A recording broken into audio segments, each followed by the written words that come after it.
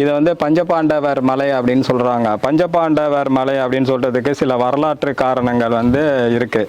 புத்தர் வந்து சின்ன வயசில் என்ன பண்ணார் அப்படின்னா, சித்தார்த்தர், அவருடைய இளம் வயசு பேர் வந்து சித்தார்த்தர். சித்தார்த்தர் வந்து என்ன பண்ணுறாரு, வீட்டை விட்டு அவர் வந்து வெளியில் வராரு. வெளியில் வரும்போது ஃபஸ்ட்டு அவர் எங்கே போகிறாரு அப்படின்னா, மகத நாட்டில் ராஜகிரகம் அப்படின்னு சொல்லக்கூடிய தலைநகரத்துக்கு அவர் வந்து ஃபஸ்ட்டு வரார்.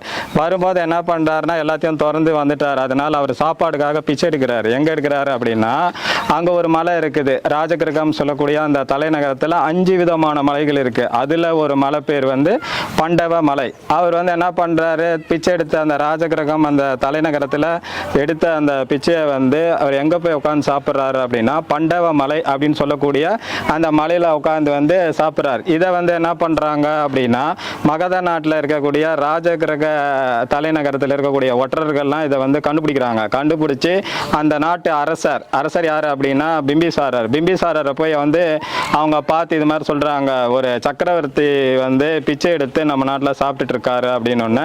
பிம்பிசாரர் என்ன பண்ணுறாரு அப்படின்னா, சித்தார்த்தரை வந்து நேரில் அழைக்கிறாரு. நேரில் அழைச்சி, நீங்கள் வந்து ஒரு நாட்டுடைய சக்கரவர்த்தி, இது மாதிரி பிச்சை எடுக்கிறது வந்து நல்லா இல்லை, அதனால் நீங்கள் வந்து பிச்சை எடுத்து சாப்பிடக்கூடாது, உங்களுக்கு எங்களுடைய ஆட்சிக்கு உட்பட்ட ஒரு பகுதியை வந்து நான் தரேன், அந்த பகுதியை வந்து நீங்கள் வந்து ஆட்சி செய்து சாப்பிடுங்க அப்படின்னு சொல்லும்போது, இல்லை வேண்டாம் அப்படின்னு சொல்லிட்டு சித்தார்த்தர் என்ன பண்ணுறாரு, அந்த நாட்டை விட்டு வெளியில் போயிடுறார்.